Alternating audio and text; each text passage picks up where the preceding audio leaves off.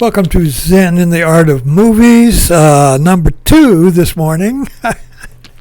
We talked about Avatar and the great goddess who comes to restore balance, not take sides, and the Democrats just swept the election as if they were the great goddess who has come to restore balance to America,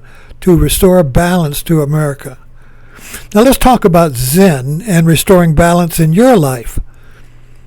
What does Zen mean in the context I use it? I don't use Zen as a formal meditation, as a religion, as a philosophy, as Japanese or Tibetan or Alan Watts or whatever you want to think Zen is, or even the way Jon Stewart used it, your moment of Zen. I use Zen creatively. And Zen means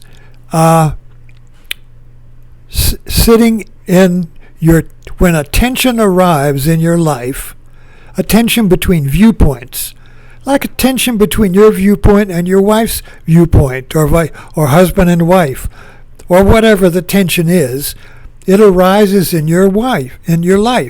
And if there's no clear and distinct truth, evidence-supported truth, you see, you get into a wah-wah.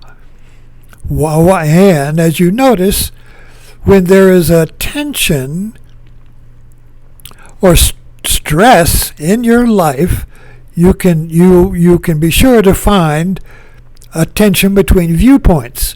The boss's viewpoint and my viewpoint. My duty and what I want. Tension is between two viewpoints. And the problem is we believe the tension in our culture is caused by something out there. The boss is caused, the wife is caused, the husband, the cause is out there. But in Zen, we shift the turning point is to look at the cause in me, not between me and the world, but the tension, the stress in two viewpoints in my own mind. The two faces of me. When my face is divided into two viewpoints, there is going to be tension, and it's going to accelerate like a mic in an amplifier, wah, wah, wah, wah, wah, until I have a nervous breakdown. I become addicted to get out of the tension. I have a violent reaction and get divorced, shoot the other person, stomp off, block them on Facebook, whatever we do. It's a violent reaction to get rid of that tension. But then we notice that the tension comes back in a new form. It comes back in a new movie. So if you look at movies, they all have this fundamental tension in it that the hero must transcend. And when the hero transcends or resolves the tension, we go, happy ending. And it was a good movie, and we're satisfied, and we have a little glow, and then we look forward to the next movie. So we keep kicking movies down the road like we kick Zen koans down the road, or Buddha quips on Facebook. Oh, that's a good quote. What's next? It's always what's next. We never sit in the tension. We never sit in the movie. We never sit in the Catch-22. Catch-22 is a movie.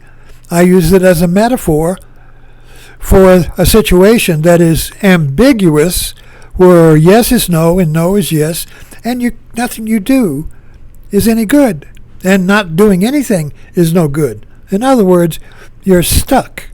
You're trapped. And when we're trapped like that, a pressure builds up, and we become manic. We do crazy. We have all kinds of pathologies are the result of this tension in the pressure cooker, where two viewpoints cannot dominate each other, and they go round and around like Groundhog's Day, or it's called the Ouroboros in mythology, the snake eating its tail, the mic in an amplifier, wow, wow, wow, wow, wow.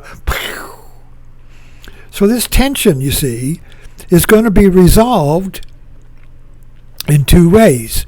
Violently, exploding, shoot the other person, shoot the bad guys, or creatively.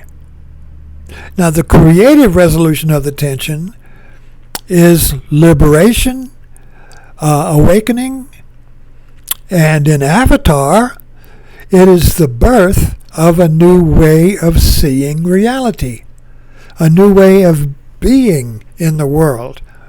Not a new world, the world stays the same, but a new way of being and knowing the world.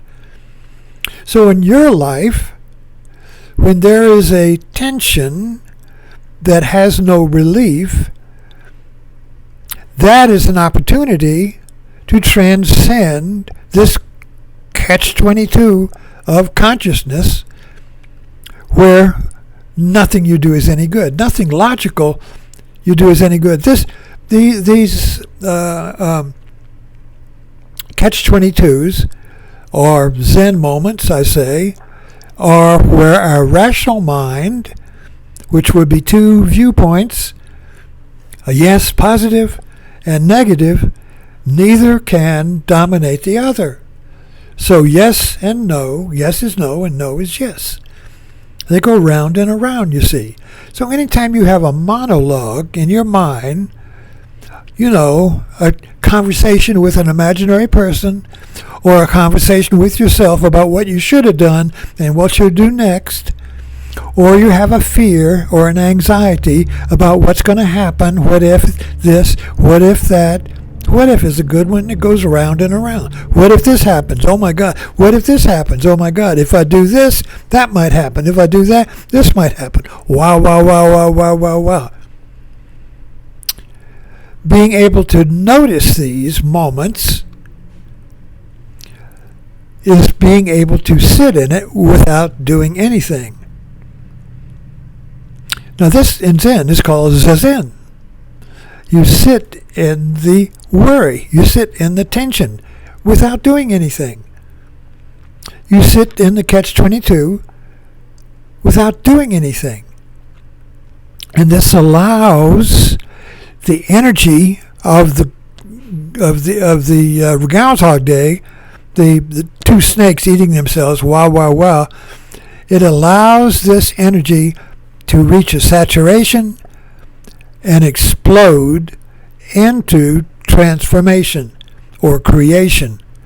It's like the Big Bang. So Zen in the art of movies, the way I'm approaching it, is seeing the tension in the movie that the hero must go through and transcend, and seeing that tension and the way the hero resolves it as your tension, your strife, your catch-22. And so you're able to go through your double binds where nothing you do work is any good by identifying with the hero in your movie who shows you or demonstrates how to get through this double bind, not by telling you, but by demonstration. So the demonstration of truth or liberation is the way we discover liberation in our own life, not by words, books, doctrine, instructions, manuals.